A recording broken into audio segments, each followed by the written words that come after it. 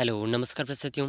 देखिए साथियों, आज के इस क्लास के अंदर हम देख रहे हैं कि राजस्थान प्रश्न पत्र का जो 3 दिसंबर की फर्स्ट शिफ्ट है, इसका हम पेपर एनालिसिस कर रहे हैं और इनमें से आपका एग्ज़ाम हो चुका है, तो आपके कितने प्रश्न सही हुए हैं और कितने प्रश्न गलत हुए हैं, ये इन प्रश्नों के माध्यम से आप करेक्शन कर सकते हैं।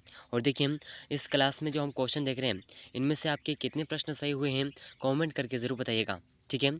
और जिन भी साथियों का पेपर हो चुका है उनको बहुत बहुत बधाई। और ये अब जल्दी से मिलान कर लीजिएगा कि आपके कितने प्रश्न सही हो रहे हैं, ठीक है। तो आज के पेपर का जो प्रश्न नंबर 1 था, कुछ इस प्रकार था। पहला ही क्वेश्चन आपके सामने है, ठीक है। राजस्थान का निम्नलिखित में से कौन सा भौतिक क्षेत्र मध्य प्रदेश के साथ अपनी सीमा साझा करता है?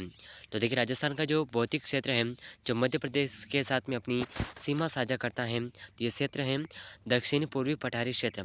जिसने भी ऑप्शन डी को सेलेक्ट किया है उनका बिल्कुल सही आंसर है, ठीक है। अगर आप उदयपुर लर्निंग क्लासेस चैनल पर नए हैं तो चैनल को सब्सक्राइब जरूर कर लीजिएगा, ठीक है।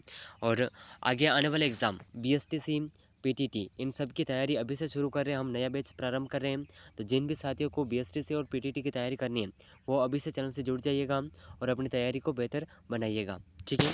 तो देखिए, क्वेश्चन नंबर 2 आपके सामने है। कर्क रेखा राजस्थान के निम्नलिखित में से किस क्षेत्र से होकर गुजरती है? तो देखिए, कर्क रेखा राजस्थान के जिस क्षेत्र से होकर के गुजरती है, ये क्षेत्र कौन सा है? तो इसका ऑप्शन डी बिल्कुल सही आंसर हो जाएगा, ठीक है।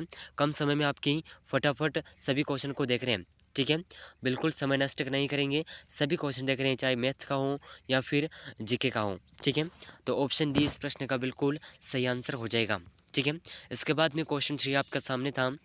निम्नलिखित में से राजस्थान का कौन सा क्षेत्र गुजरात राज्य के साथ अपनी सीमा साझा करता है? वैसे तो उदयपुर और पाली ये भी अपने गुजरात के साथ में सीमा साझा करते हैं, लेकिन यहाँ पर क्षेत्र के बारे में पूछा गया है।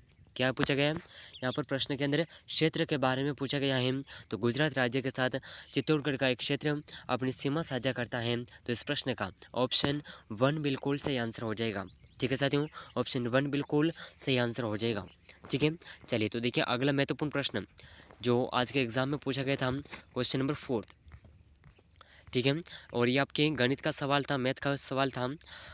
4000 पर एक बटा दो वर्ष के लिए 10% वार्षिक दर से अर्धवार्षिक संयोजित होने वाला चक्रवर्ती ब्याज है। तो जल्दी से हम इसका डायरेक्टली आंसर बता रहे हैं। तो ये चक्रवर्ती ब्याज होगा 620.50 पैसे, ठीक है। तो इस प्रश्न का जो ऑप्शन सी है ये बिल्कुल सही आंसर हो जाएगा, ठीक है। ऑप्शन सी बिल्कुल सही आंसर हो जाएगा, ठीक है। अगला क्वेश्चन बहुत ही शानदार क्वेश्चन था। कुछ राशि पर 2 वर्ष का 10% वार्षिक दर से चक्रवृद्धि ब्याज तथा साधारण ब्याज में अंतर 700 है। उसी राशि पर उसी दर से एक बटा दो वर्ष का चक्रवृद्धि ब्याज ज्ञात करें जब ब्याज अर्धवार्षिक संयोजित होता है। तो इसका सही आंसर हो जाएगा 1133.75, ठीक है। तो ऑप्शन ए, जिन भी साथियों का ऑप्शन ए सेलेक्ट किया है उनका बिल्कुल सही आंसर है, ठीक है। ज़रूर याद रखिएगा। चलिए, तो देखिए, अगला महत्वपूर्ण प्रश्न क्वेश्चन नंबर 6।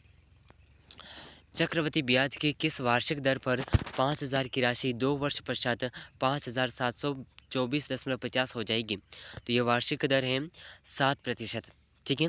तो इस प्रश्न का ऑप्शन डी बिल्कुल सही आंसर हो जाएगा, ठीक है साथियों। ऑप्शन डी बिल्कुल सही आंसर हो जाएगा, ज़रूर याद रखिएगा। चलिए, तो अगला प्रश्न है।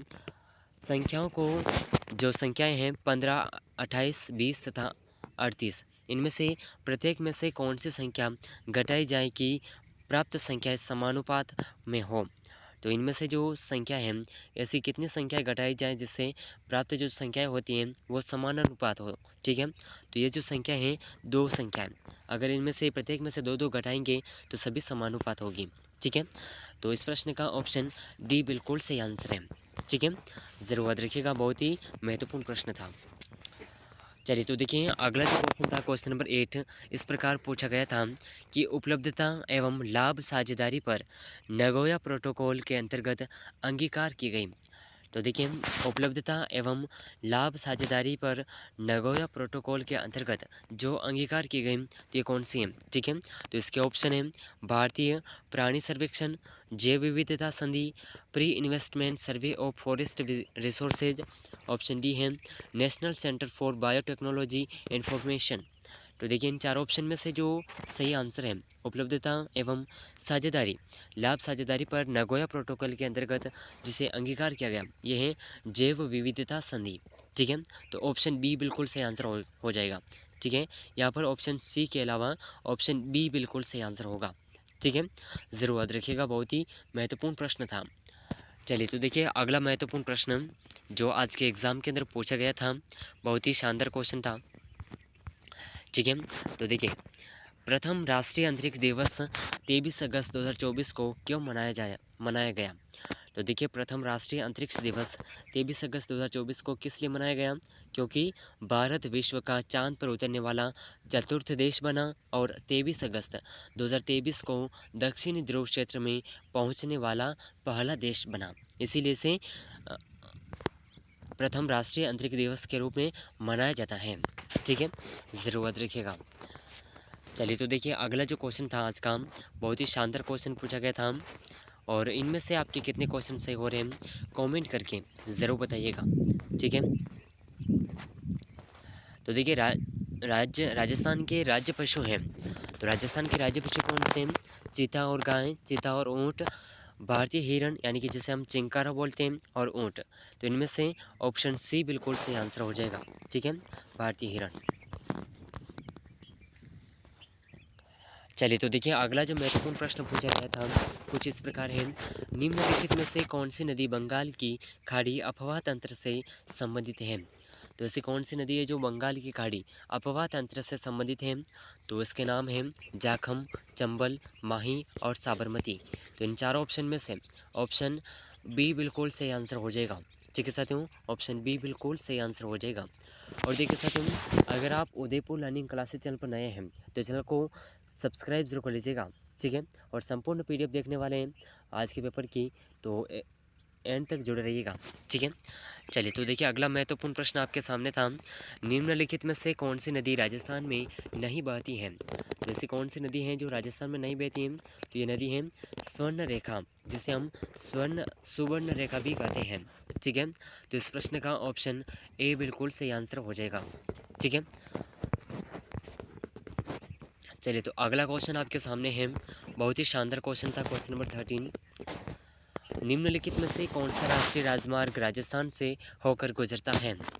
तो देखिए राजस्थान के जो राष्ट्रीय राजमार्ग हैं, ऐसा कौन सा राष्ट्रीय राजमार्ग है जो राजस्थान से होकर के गुजरता है? तो राष्ट्रीय राजमार्ग संख्या 208, राष्ट्रीय राजमार्ग 4, राष्ट्रीय राजमार्ग संख्या 10, राष्ट्रीय राजमार्ग संख्या 11। तो इन चार ऑप्शन में से इस प्रश्न का ऑप्शन टू बिल्कुल सही आंसर हो जाएगा। ठीक है, राष्ट्रीय राजमार्ग संख्या 4। अगला क्वेश्चन आपके सामने है, बहुत ही शानदार क्वेश्चन, वह राजस्थानी खिलाड़ी जिसने पेरिस ओलंपिक खेलों में भारत का प्रतिनिधित्व किया। तो देखिए बहुत से साथी गलत करके आए हैं, ललित कुमार उपाध्याय। ठीक है, तो इस प्रश्न का जो सही आंसर है कि वह राजस्थानी खिलाड़ी जिसने पेरिस ओलंपिक खेलों में भारत का प्रतिनिधित्व किया, ये खिलाड़ी हैं महेश्वरी चौहान। ठीक है, इन्होंने किया था, और ललित कुमार उपाध्याय ने हॉकी का प्रतिनिधित्व किया था। तो इस प्रश्न का जो सही आंसर है ऑप्शन बी बिल्कुल करेक्ट आंसर होगा। ठीक है, ऑप्शन बी ज़रूर याद रखिएगा, बहुत ही शानदार क्वेश्चन है। ठीक है, चलिए तो देखिए साथियों अगला जो महत्वपूर्ण क्वेश्चन था, बहुत ही शानदार क्वेश्चन, क्वेश्चन नंबर 15, झुंझुनू की निकिता चौधरी ने निम्नलिखित खेलों में किस खेल में मकाऊ चीन में जून 2024 में पदक जीता? तो इन्होंने जो पदक जीता वो कौन से खेल से संबंधित है? ठीक है, तो जिम्नास्टिक, सेम्बो, शतरंज, बैडमिंटन। तो इन चार ऑप्शन में से सही आंसर हो जाएगा, यह शतरंज के खेल में इन्होंने पदक जीता था। ठीक है, तो ऑप्शन सी बिल्कुल सही आंसर हो जाएगा। अगला क्वेश्चन है क्वेश्चन नंबर 16, राजस्थान के मुख्यमंत्री श्री भजनलाल शर्मा 16वीं विधानसभा में किस विधानसभा क्षेत्र का प्रतिनिधित्व करते हैं? तो ये सांगानेर विधानसभा का प्रतिनिधित्व करते हैं। तो इस प्रश्न का ऑप्शन ए बिल्कुल सही आंसर हो जाएगा। ठीक है साथियों, चलिए तो अगला क्वेश्चन नंबर 17 आज के पेपर में पूछा गया था, 2024 के लोकसभा चुनाव में भारत चुनाव में किस पार्टी ने बांसवाड़ा संसदीय क्षेत्र से जीत प्राप्त की? तो इसका आंसर कमेंट करिएगा। बहुत ही शानदार क्वेश्चन है। बहुजन समाजवादी पार्टी, भारतीय जनता पार्टी, भारत आदिवासी पार्टी, इंडियन नेशनल कांग्रेस। तो इसका सही आंसर कमेंट करिएगा। बहुत ही महत्वपूर्ण क्वेश्चन है। ठीक है, चलिए तो अगला क्वेश्चन मैथ का क्वेश्चन है, क्वेश्चन नंबर 18। 1800 की राशि को ए, बी तथा सी में इस प्रकार बांटी गई कि ए और सी के भाग का 2/7 तथा बी को ए के भाग का 3/4 प्राप्त होता है। तो सी का भाग है, तो सी का भाग है 1/200 रुपये, सॉरी 1:200 रुपये। तो इस प्रश्न का ऑप्शन डी बिल्कुल सही आंसर हो जाएगा। ठीक है साथियों, चलिए अगला क्वेश्चन था, वह प्रक्रिया जिसमें एक नस्ल के श्रेष्ठ नर का दूसरी नस्ल की श्रेष्ठ मादा से समागम कराया जाता है कहलाती है। तो ये प्रक्रिया क्या कहलाती है? ऑप्शन है अंतर प्रजनन, बाह्य प्रजनन, प्रतीप संकरण, संकर प्रजनन। तो इसका सही आंसर हो जाएगा, यह प्रक्रिया संकर प्रजनन कहलाती है। ऑप्शन डी बिल्कुल सही आंसर हो जाएगा। ठीक है, चलिए तो देखिए ये जो क्वेश्चन है बहुत ही शानदार क्वेश्चन था। क्वेश्चन नंबर 20, एक ऊँट के अमाशय में कितने भाग होते हैं? तो देखिए एक ऊँट के अमाशय में कितने भाग होते हैं? 3 भाग होते हैं। अधिकतर विद्यार्थी गलत करके आए कि 2 भाग होते हैं, लेकिन ऊँट के अमाशय में 3 भाग होते हैं।